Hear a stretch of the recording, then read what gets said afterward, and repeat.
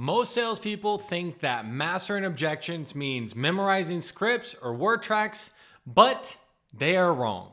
After training hundreds of closers to not only double but triple their sales and commissions, I've identified what separates top closers and their ability to actually overcome objections versus average closers. So in today's video, I'm going to show you the proven strategy that'll help you identify what a real objection is, how to overcome it, but most importantly, why we overcome it in a certain type of way. And this is not just going to be focusing on word-to-word scripts. It's going to be teaching you how to actually think when you are in objection handling so you can become an elite closer. Let's dive in.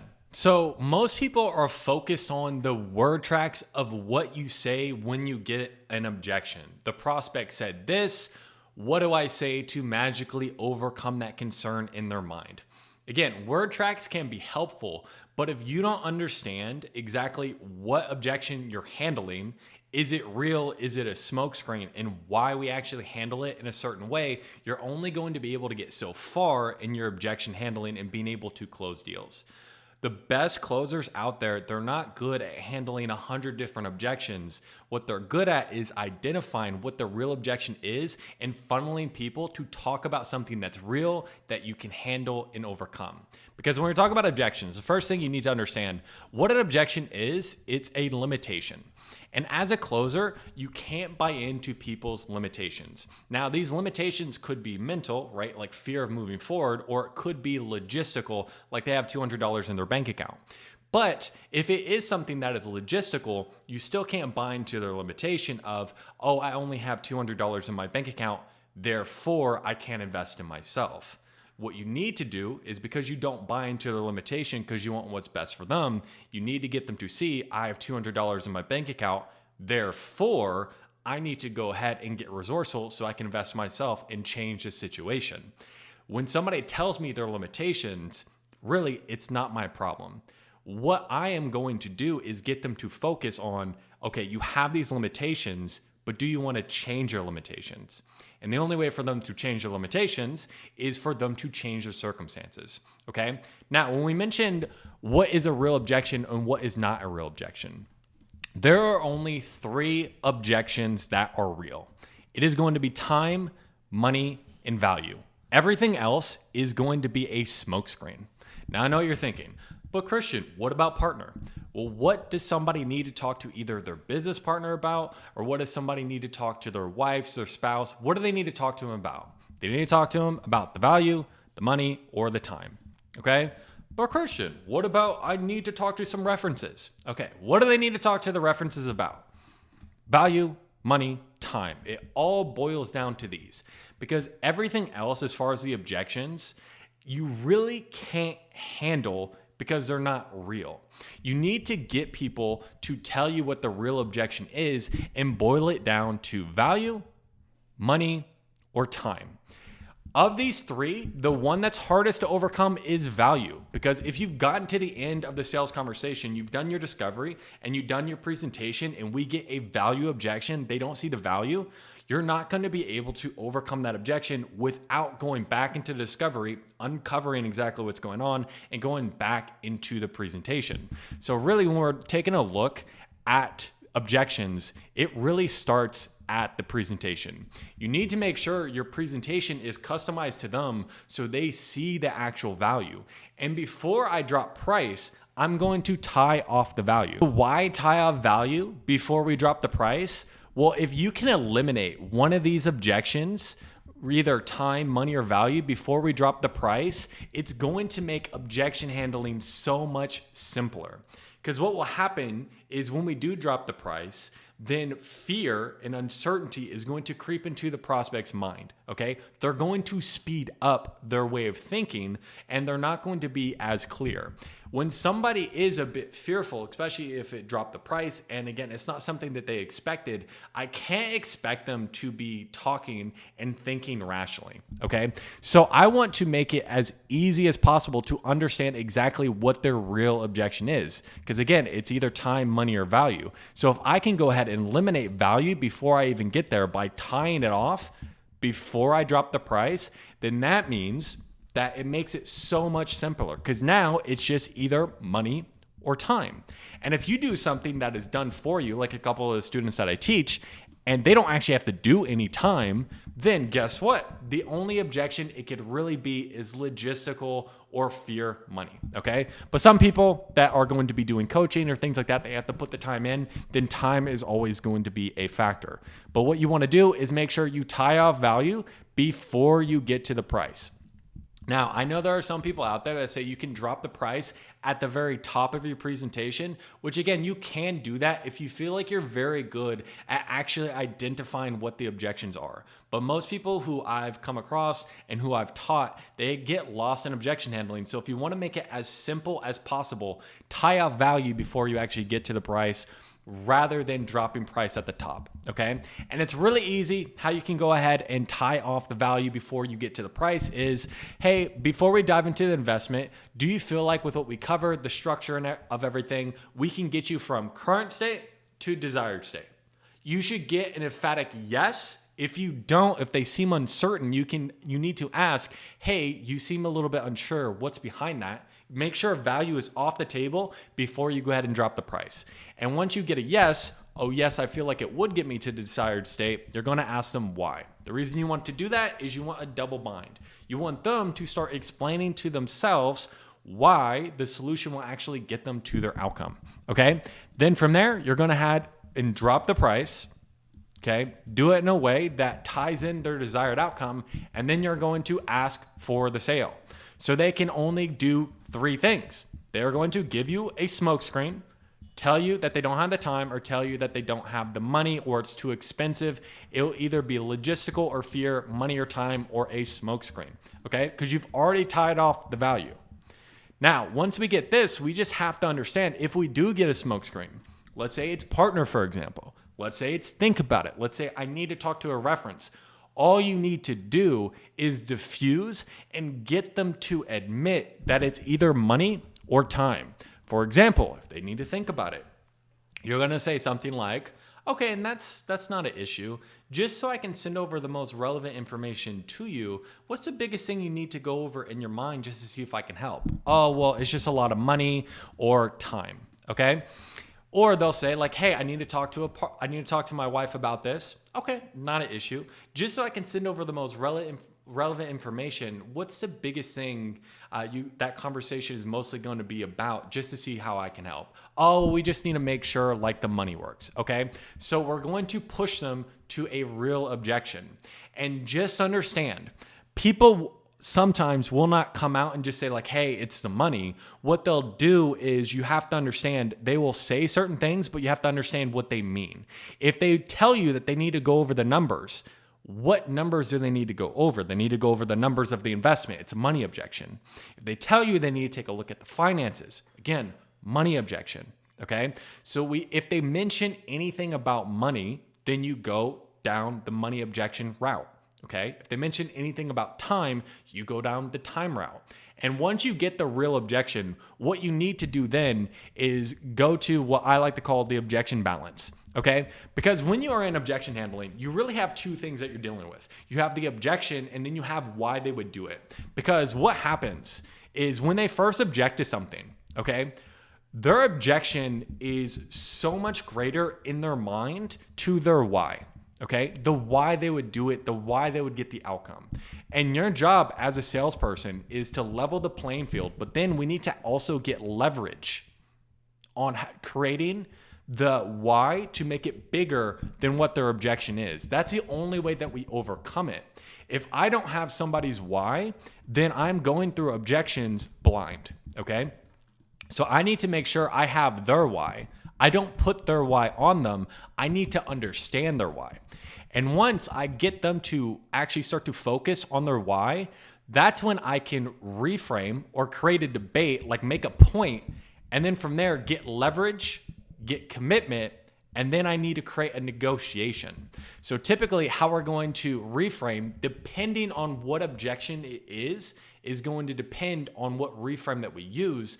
But when we're talking about a reframe, we're offering a different belief or a different system, or we're challenging the limitation of what they have.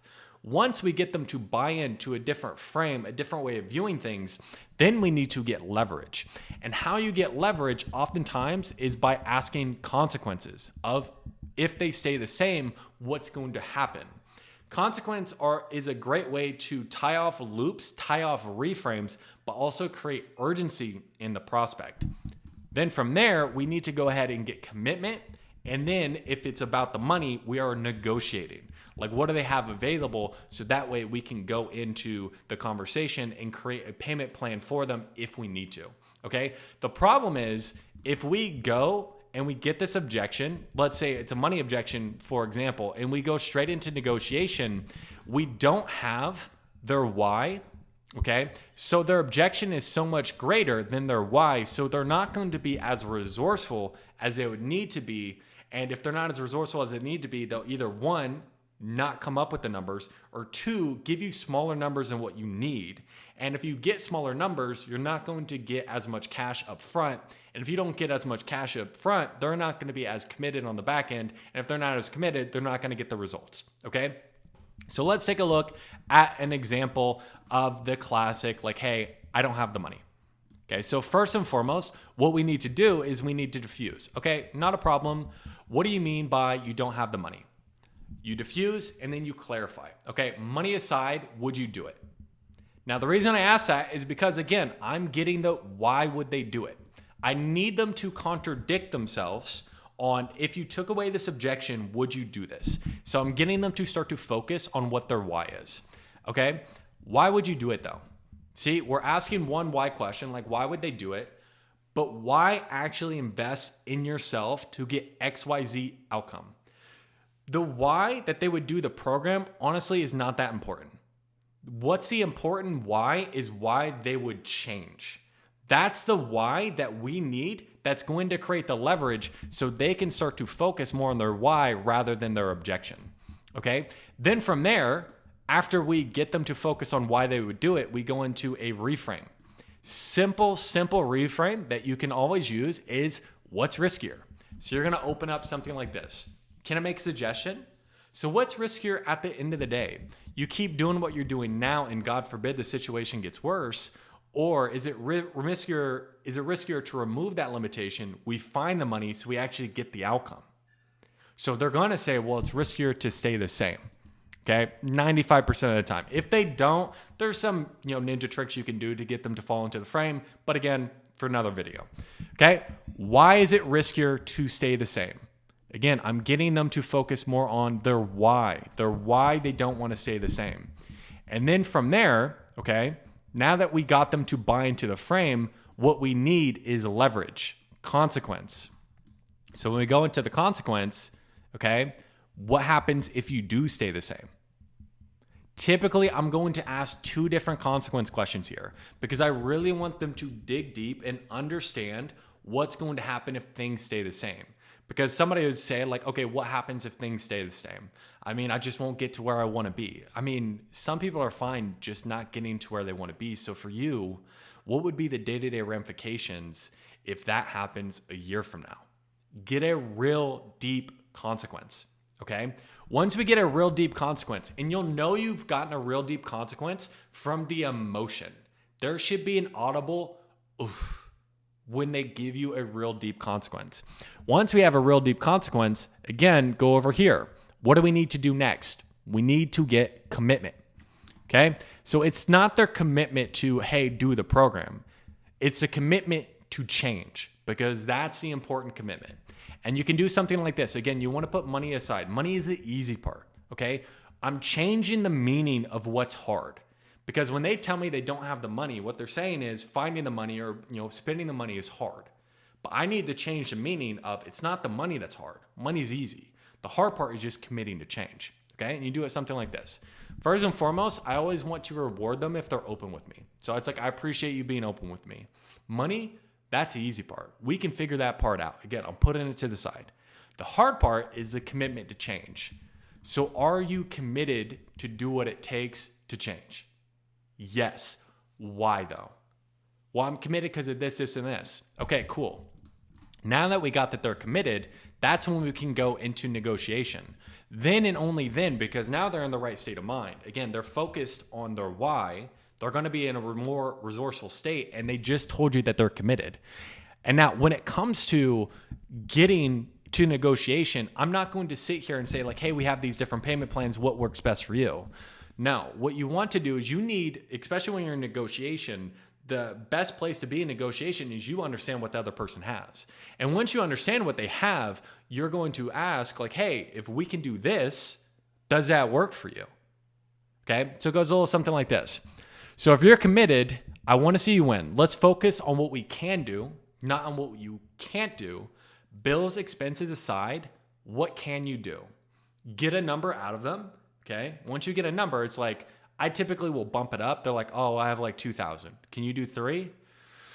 I can do 25. Okay. Well, if you can do 25 and you're really committed to change and you want to see this change, here's what I can do for you.